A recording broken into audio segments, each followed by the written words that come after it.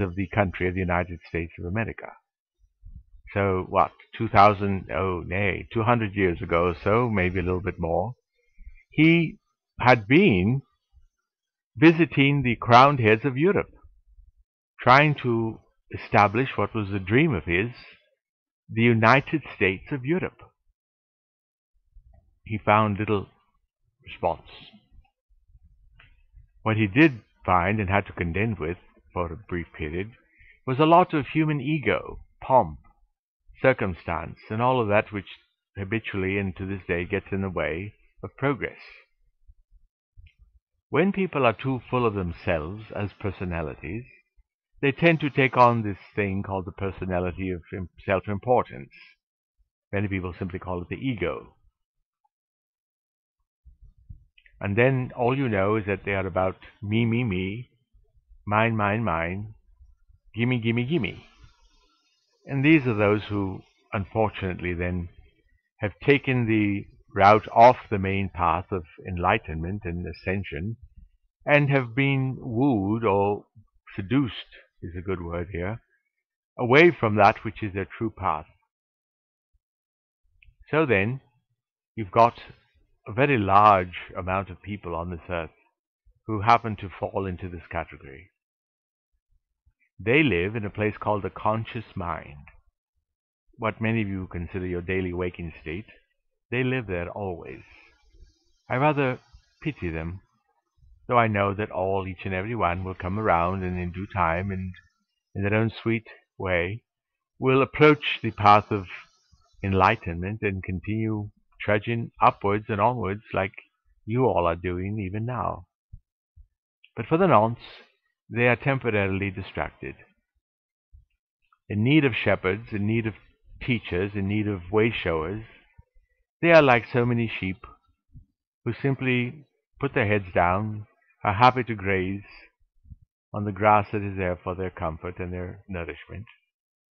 And that's all. They have little aspiration to anything higher, save to be fed, and to be clothed, and to be comfortable, and to be free to pursue whatever their interests might be. I believe that this very day, those of you who are hearing this message happen to be of a different category. Most of you are elders. Even as the masters are elders to us, you, in turn, are elders to the younger children in the family, the great, big, happy family of humanity. Like it or not, dears, you are they. You are as the elder brother or sister that the parents will say, "Oh, please don't go out tonight and stay and watch over your little brother or sister."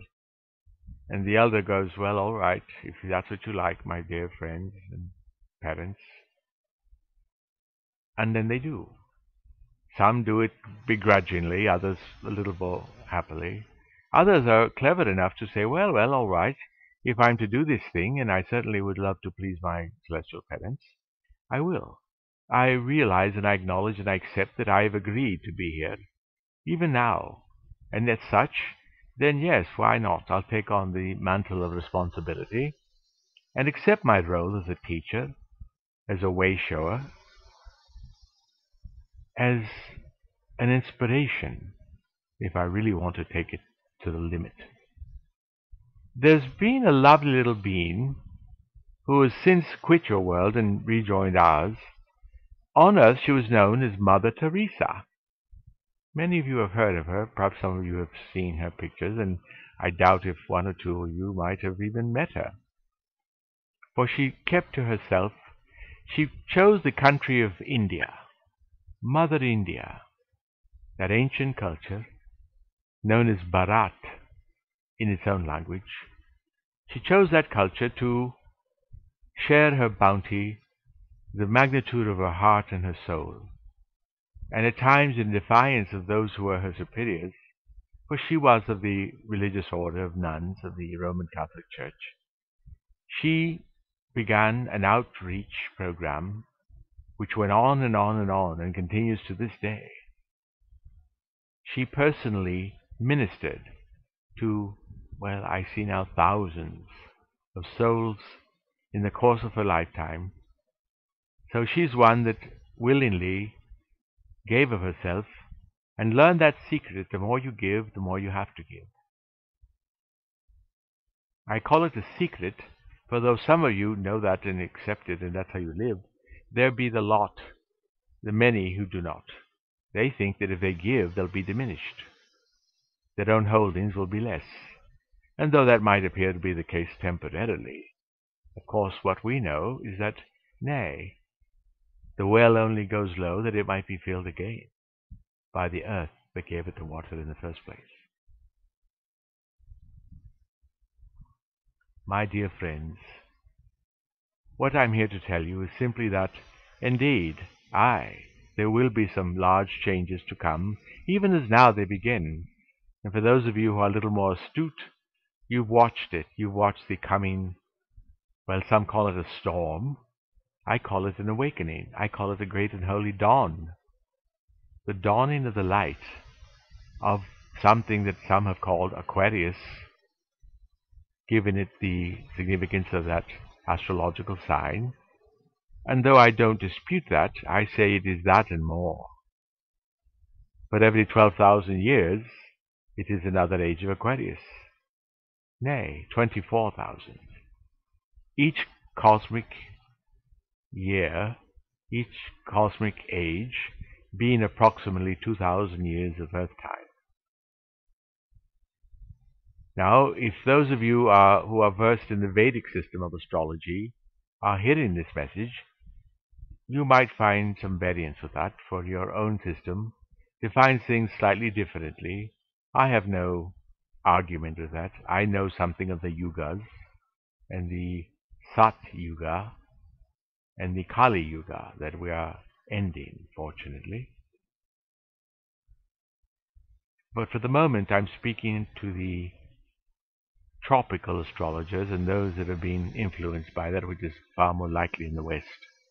And to those of you who are following that system of thought, then you know something of the thing called the cosmic age of Aquarius, which began more or less around the year 2000, and certainly is in its dawning stages now.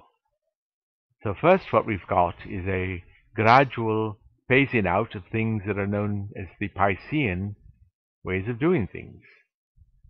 The more emotional, the more self-sacrificing, going it alone, suffering alone, to the point of martyrdom. All of these things, though valid, have seen their day. And now we are entering a lovely new phase of cosmic astrology. This new thing, the Aquarian age, brings with it things like clarity of thought, which leads to clarity of emotions, for you refuse to emotionally participate or pour feelings into anything. That just does not make sense. It must clear your inner filter of sanity, doing the right thing at the right time, in the right way. Being in tune enough with your own higher essence that you rarely, if ever, step too far away from that higher essence to be out of its light. Thus, you're ever and always in the light of your own higher presence. Some of you might call it your Holy Christ self. Some might call it the I Am presence. Some might simply call it your Atma, or soul. Whatever term you use, you understand that it is there, it exists, and you merge with it whenever you are being the best person you can be. Which brings up the topic of that thing called conscience. What is conscience? One great guru who recently graced your earth described conscience as that which is present when you are in tune with your own superconscious mind, the higher thought, the higher mind of light. All of this, all things that I'm discussing here, all of them will be day-to-day affairs, commonly understood and known.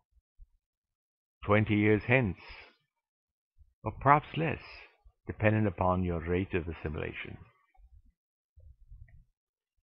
One thing I must leave you with, in that now my time grows rather short, is this. That thing that is being called faith. Faith, I would redefine. Faith, as I see it, and as many of us see it here, is simply moving, living, and acting according to what you know to be true. And that includes, of course, the spirit self and your own selves when you are manifesting under that higher ray.